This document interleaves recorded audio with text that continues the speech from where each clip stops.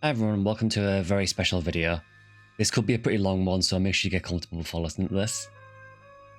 The 21st of December 2000 marked the Japanese release of what I now consider to be one of the most influential games ever made, the Dreamcast version of Sega's Phantasy Star Online, or PSO as it's often called. Now, 25 years after the original PSO, I wanted to look back at the game, why it was such a seismic shift for the industry at the time, how the game launched amid quite significant problems at Sega, and how the game still persists today. First, just some footnotes. While the 25th anniversary is for the Dreamcast version of PSO, I will talk about the Phantasy Star Online franchise during this video. While this obviously will include the Dreamcast version, it also refers to all other versions of PSO, as well as the later Phantasy Star Online games like PSO 2 and PSO 2 New Genesis. Sega has been very clear that these 25th anniversary celebrations are for the franchise as a whole, not just the Dreamcast version of PSO. Note that this doesn't include games like PSU, because they are not considered part of the Phantasy Star Online franchise. That is only for games that have Phantasy Star Online in the title generally. But most of this video will centre on PSO 1, but I just wanted to make it clear that the 25th anniversary celebration, at least from Sega's side, is for the entire PSO franchise. So, how did all this start? Prior to PSO, the last Phantasy Star game was actually 1993's Phantasy Star 4 The End of the Millennium, which I've also covered in another video, so feel free to go and check that out if you haven't already. This was a 16-bit JRPG on the Sega Mega Drive, which completed with franchises like Final Fantasy and Dragon Quest. Clearly the jump to a 3D online game would have been a huge stretch, and you can see this by the time frame between the two games. 1993 for Phantasy Star 4, and it wasn't until 2000 for PSO, so there was quite a long time where we didn't have any Phantasy Star games at all.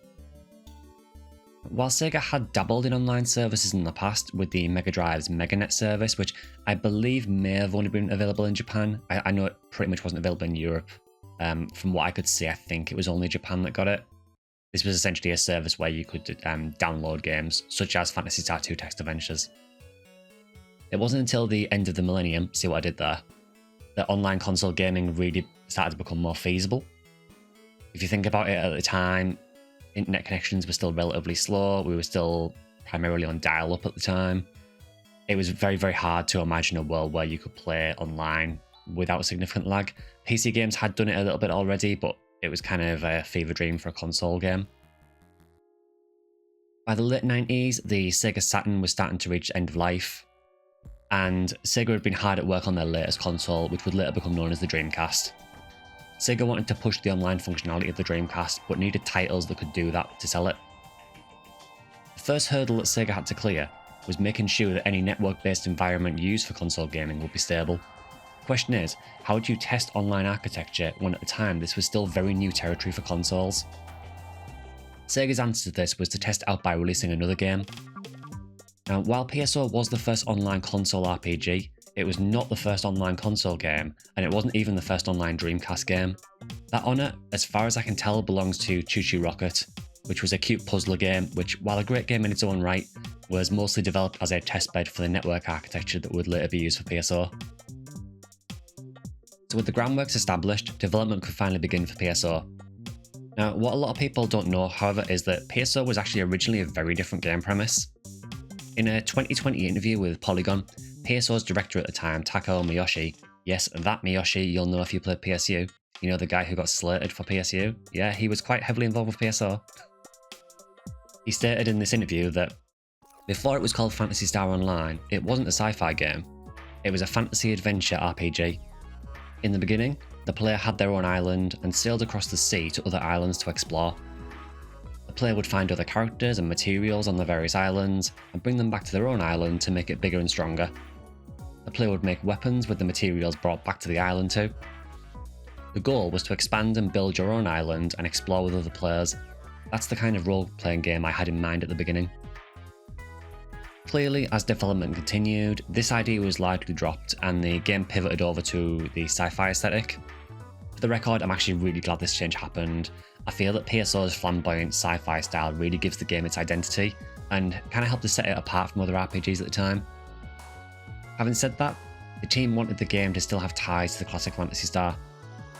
When Polygon interviewed Yuji Naka in 2020, he said that It was important to incorporate the fantasy elements into the sci-fi world, so the first thing we did was create the best representation we could of a dragon on Dreamcast. We also incorporated references to prior games for Phantasy Star fans, so I think we were able to please both new players and fans of the original series. I cannot imagine the stress and the expectation placed on the development team as PSO was being developed. Not only were they attempting to do something that had never really been done before, a console online RPG, are you mad? Sega was also beginning to really start to struggle in the hardware market at this point. After the success of the Mega Drive, add-ons like the Mega CD and the 32X never really recaptured the player base. There was also quite a limited game selection for them, which probably didn't help. Sega Saturn had also been a commercial failure outside of Japan. Sega Japan and Sega America were locked in internal conflicts, and Sega were essentially at a point where they had to stake their future in the hardware sector on the Dreamcast being a success. To drive home how desperate things in Sega were actually getting, the Sega chairman of the time, Isao Okawa, personally invested millions of his own money into the company, including funding over $40 million towards the development of the Dreamcast. He also famously paid for a year of online internet access to be bundled with Japanese Dreamcast consoles, as he was so passionate about the potential of online gaming. Without people like Okawa, Sega would have likely wound up long before PSO released. I think this does show that, as ambitious as Sega were, even in the late 90s they were a company facing an uncertain future. On December the 21st, 2000, PSO finally launched in Japan. I genuinely believe that this is one of the most notable events in gaming history. Even if you're not a fan of PSO, it's impossible to underplay how important the game was at the time. We now lived in a world where players could play and communicate with players from all around the world through a console.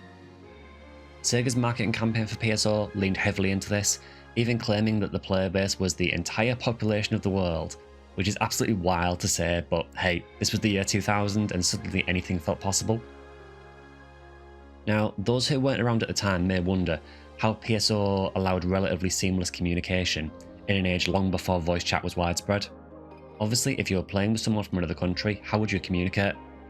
Now, as I've covered in another video, PSO introduced methods such as symbol chat and word select to simplify multilingual communication. Simple smiley face icons can convey happiness regardless of what language you speak. Word select would allow you to create phrases which the game would then auto-translate into the recipient's language. This might not sound like a big deal now, but 25 years ago this was revolutionary. Now, unfortunately, by the time PSO version 1 released in the US and Europe, which was January the 30th, 2001 for the US and February the 15th, 2001 for Europe, the Dreamcast was already in the stages of being discontinued. Unfortunately, the sales of the console was below Sega's expectations, likely compounded by the growing hype for Sony's new PlayStation 2 console, which went on to absolutely dominate the hardware market. A change in leadership at Sega resulted in the Dreamcast being discontinued on March 31st, 2001, and Sega pivoted over to a third-party software developer where it's remained ever since. In the Polygon interview, Yuji Naka lamented this. Shortly after the release of PSO, Sega announced the end of the Dreamcast, and I hope that the sales of PSO would help to keep the console alive. PSO was possible only because of the existence of the Dreamcast hardware. It was regrettable that we literally created a game with the vision of broadcasting a dream, and released the game only a month before the announcement of the hardware's cancellation. Now, PSO did soldier on, with PSO version 2 launching around the world even after Sega had discontinued the Dreamcast. Later on, the series would also find success on the Nintendo GameCube, the Microsoft Xbox and PC, before the franchise briefly moved away from the PSO series in 2006 with Phantasy Star Universe. It would return later in 2012 as Phantasy Star Online-2, a fully featured online RPG which took the series in a very different direction. Today, the series does persist with 2021's Phantasy Star Online-2 New Genesis, though admittedly ties to the original game are tenuous at best. Now, at this point, I haven't even touched on the core gameplay experience of PSO 1. Now, whilst cumbersome and simplistic by today's standards, it was an incredibly addictive game that rewarded persistence. Anyone who spent time trying to hunt down some of the rarest items in the game knows the hold this game could get on you. Quests were generally designed to be relatively short, allowing for the ability to switch things up often. All of the character classes played relatively differently, and the game even had primitive character creation. The section ID system made it so that you would have to cooperate with friends to be able to find everything. I know the section ID system is controversial, a lot of people really don't like it, and I see why they moved away from it later. but at the time it did kind of force you to cooperate with other people, which is kind of the whole point of PSO. The story was delivered in a largely passive format, mostly via message capsules left by one of the main characters. Now, while I will always champion PSO's style of storytelling, I do feel that it was deliberately designed in a way where it wasn't the main focus. PSO's main selling point was the ability to play with friends and strangers online, and a single-player focused story is almost the antithesis of that. However, Sega knew that not everyone would play PSO online, and that there had to be a coherent story for the game regardless.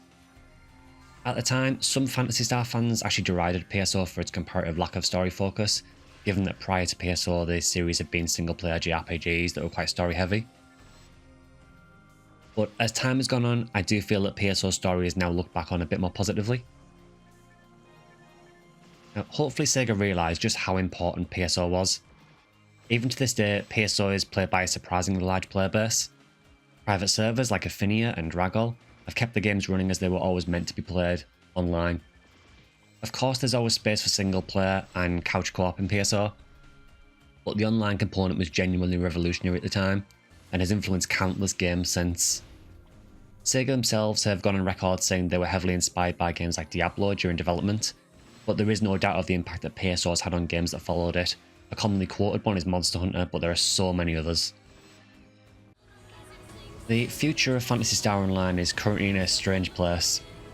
I think it's fair to say that PSO 2 New Genesis hasn't really captured the attention of the player base in the same way that PSO or even PSO 2 did, and with private servers offering amazing ways to play PSO already, the necessity of a remaster or remake does kind of seem questionable.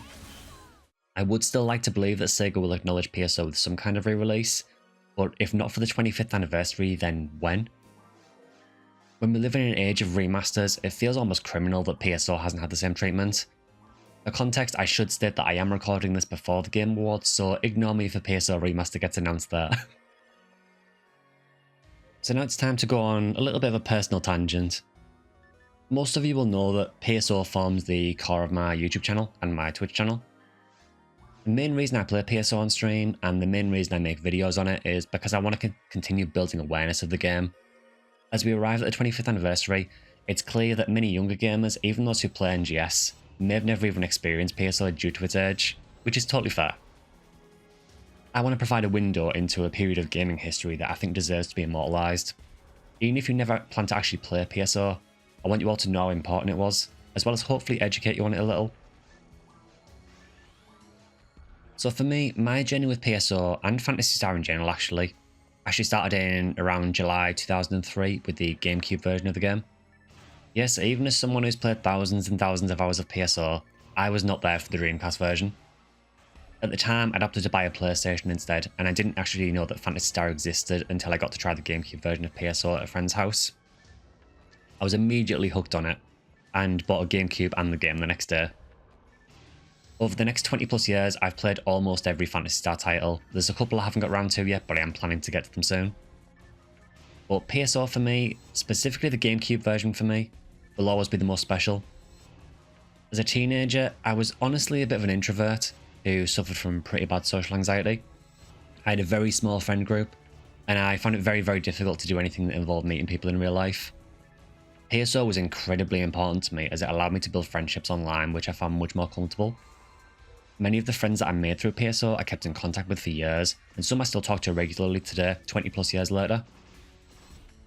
I've since met some of these people, attended concerts with them, and consider them all genuine friends. Without PSO enabling me to reach out in its unique way, I really don't know if any of this would have happened. For the record, things have changed now, and I do find it a lot easier to talk to people now. But PSO was a major factor in helping me overcome this. PSO was also one of the very few games that both me and my younger brother enjoyed. We both had very, very different taste in games for the most part, but we spent hundreds of hours playing offline split-screen PSO, helping each other level and find rares. As many of you who've watched the channel for a while will know, my brother actually passed away in 2014 from cancer. So these memories of playing PSO together are incredibly important to me. I've seen several stories online from other players who have similar experiences where PSO is at the heart of them, which brings me on to you guys. So prior to this video, I conducted a survey which asked several questions about PSO and also what it means to you all. Thank you to everyone who contributed towards that survey. I will be announcing the winner of that fairly soon. It was great reading all of your responses and seeing that I'm not the only one that this game's had an everlasting effect on. So what I want to do now is just play some of your responses, just give you an idea that this game had a big impact on a lot of people, not just me. So with that being said, let's get into some of your responses.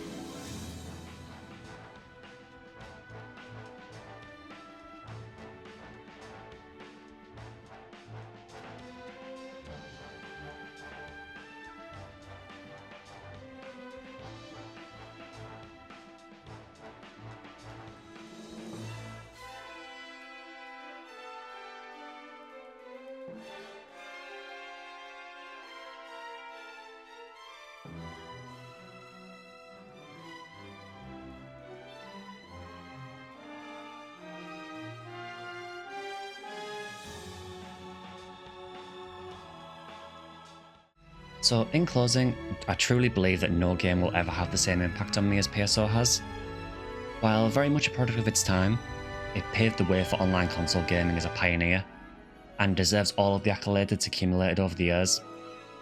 With the Phantasy Star franchise facing some big milestones in 2026, which is the 20th anniversary of PSU, and 2027, which is the 40th anniversary of the franchise, I think now is the time to remember PSO. For me, and for others all around the world, it really made us feel that, along with your friends, you are not the only hero. Happy 25th anniversary Phantasy Star Online, and thank you.